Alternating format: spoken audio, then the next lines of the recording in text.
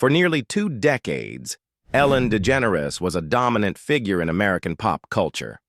With her infectious energy, iconic dance moves, and her catchphrase, "Be kind," she built an empire on positivity.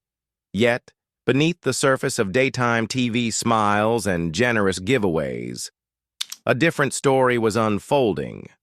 This is the full journey of Ellen DeGeneres, how she rose to fame, became a beacon of kindness, and then fell from grace in one of Hollywood's most shocking reversals.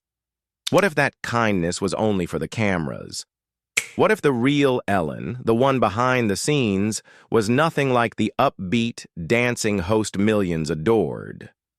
In this video, we'll uncover the cracks behind the curtain, the uncomfortable interviews, the toxic workplace accusations, the stories that exposed a culture of fear behind the laughter. From her historic coming out to a legacy marred by controversy, this is the truth behind the brand that promised kindness. To understand how someone who built a career on generosity became the center of backlash, we must first look back at how it all began. Chapter 1. From stand-up to stardom. Ellen's comedy journey started in the late 1970s, performing in local New Orleans clubs. Her humor, quirky, thoughtful, and disarming, quickly caught on. By the early 1980s, she was touring nationally, culminating in 1984 when Showtime named her the funniest person in America. Just 2 years later, she broke ground by appearing on The Tonight Show with Johnny Carson, becoming the first female comedian ever invited to sit on his couch after a set. Though she appeared in several short-lived sitcoms like Open House and Lauryn Hill, it was These Friends of Mine, later rebranded as Ellen, that gave her a real TV presence. Her observational style and willingness to show vulnerability resonated with audiences tired of macho comedy. Her mother, Betty DeGeneres, often traveled with her, especially as Ellen's fame grew. Betty later became one of the first non-celebrity faces in the LGBTQ+ advocacy world, publicly supporting her daughter. Rather than edgy punchlines, Ellen leaned on charm and absurdity. A classic bit involved calling God to ask why fleas exist. Simple, clean, and hilariously relatable. This set her apart in a male-dominated field where crudeness often equaled laughs. Her approach made her beloved and safe for mainstream America. Chapter 2. Breaking Barriers and Building a Brand. In 1997, Ellen made television history. During the 4th season of Ellen, both she and her character came out as gay in what became known as the puppy episode. The moment was a cultural bombshell. The episode drew 42 million viewers, and Ellen's face appeared on the cover of Time magazine with the headline, "Yep, I'm Gay." It was courageous, but costly. Backlash was swift. Conservative groups protested, advertisers pulled out, and ABC added parental advisory warnings before each episode. Within a year, the show was canceled.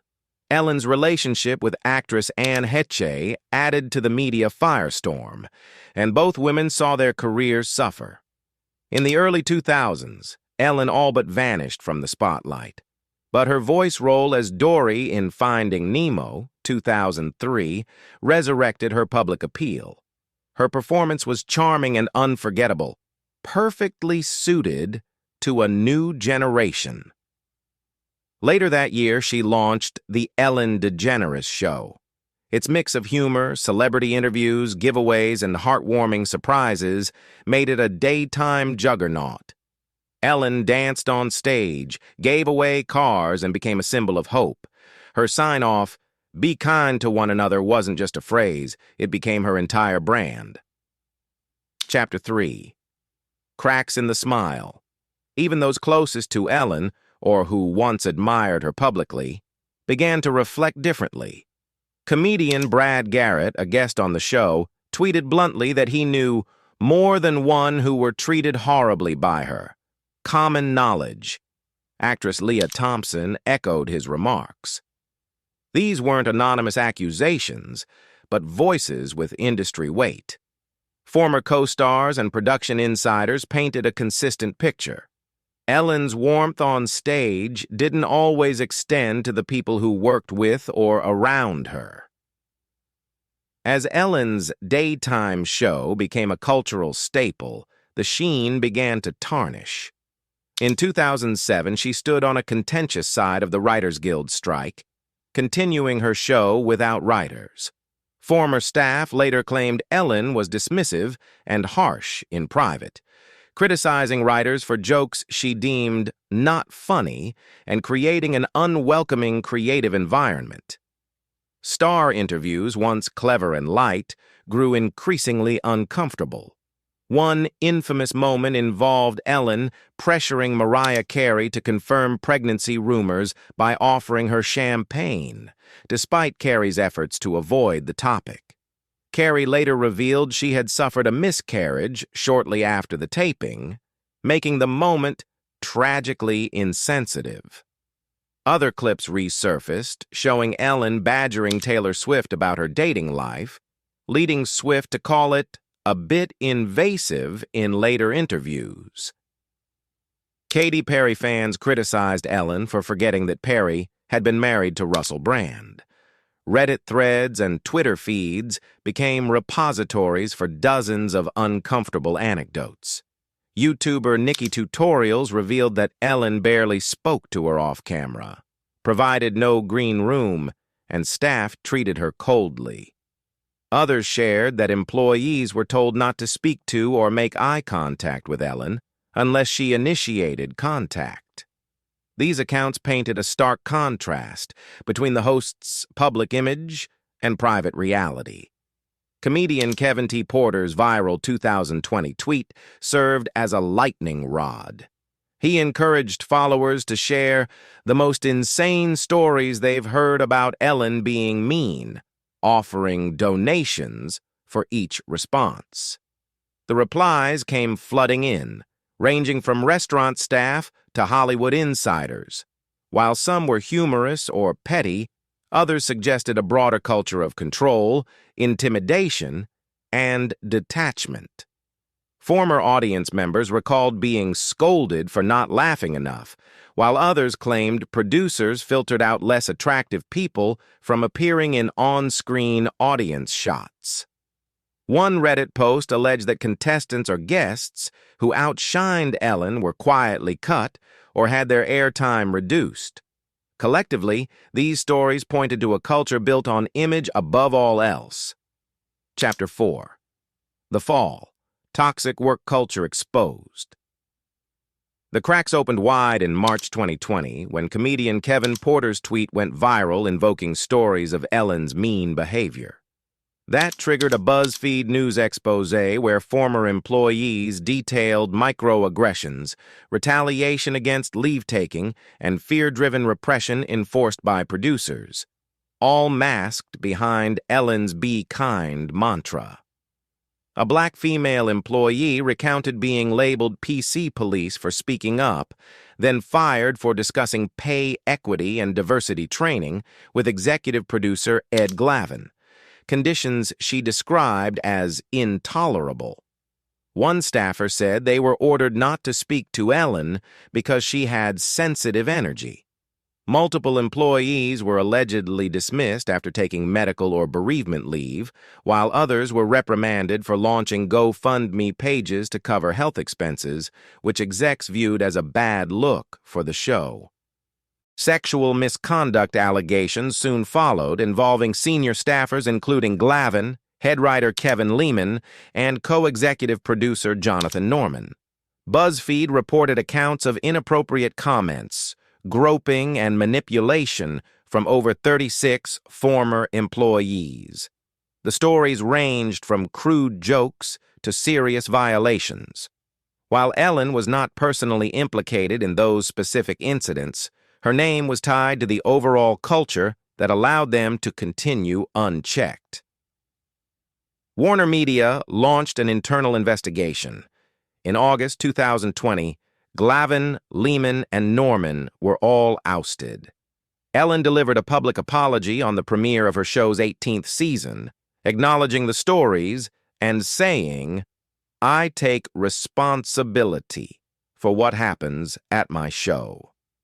But critics noted her delivery lacked the sincerity expected, and some saw it as deflective. Ratings plummeted. Between 2020 and 2021, the Ellen DeGeneres show lost over 1 million viewers, an alarming 43% drop. Former fans who once believed in her message of kindness now expressed betrayal. The internet was unforgiving. Memes and compilations of awkward interviews and hypocrisy flooded YouTube and TikTok. While some defended Ellen, arguing the producers bore more responsibility, many agreed that she could not be absolved.